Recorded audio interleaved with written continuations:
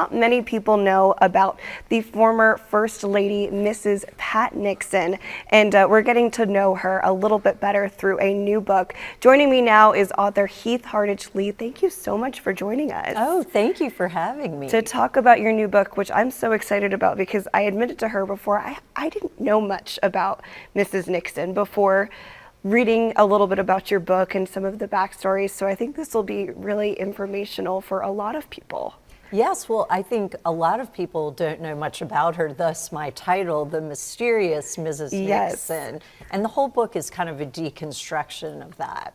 What made you so interested in her and wanting to delve into her life? Well, my previous book, The League of Wives, was about prisoner of war wives and missing in action wives, the wives of these servicemen. During the Johnson and the Nixon administration. So I had spent a lot of time at the Nixon Library researching these military wives and kept running across Mrs. Nixon. And she was always out doing stuff, doing all these interesting things. But yet she was always described as kind of aloof and mysterious, even plastic Pat. And I thought, that cannot possibly be true. This is totally at odds with everything I'm seeing in the archive. So that dissonance between the media image and the real person is what attracted me. You decided to investigate. Tell us about her Western origin and how that defined her. Yes, well, Pat was born in this tiny little mining town in Ely, Nevada in 1912. And that Westernness is so much a part of her character, that frontier mentality, the do-it-yourself mentality, this anti-hierarchical streak that she has, I think comes from growing up there and also in Artesia, California, which at that time was really on the western frontier, part of the frontier. So she grew up very poor and really had to do it all herself. So the westernness is very evident in her character. Speaking of West, we often hear about the West Wing. What about the East Wing and the women that she was interacting with and how they were interacting with the men of the West Wing? Oh, yes. Well, so the West Wing, we always hear about the West Wing, the television show, the West Wing.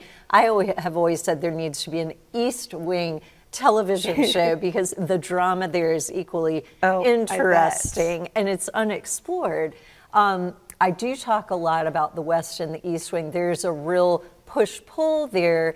The men of the West Wing, this is the 1970s, tend to be of their time period, not particularly enlightened in terms of women and what women can do.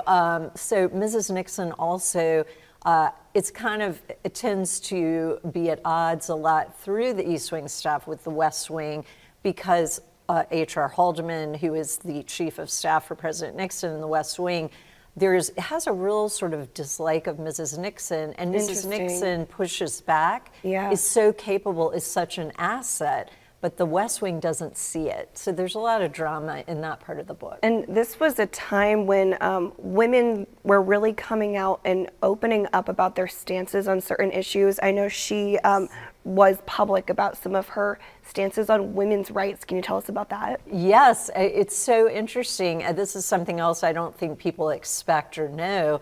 Mrs. Nixon was very progressive on women's issues. And of course, she is right in the midst, she's First Lady right in the midst of the feminists, the second wave feminist movement. She is not a feminist, but very pro-women, pro-equal rights amendment, very pro that.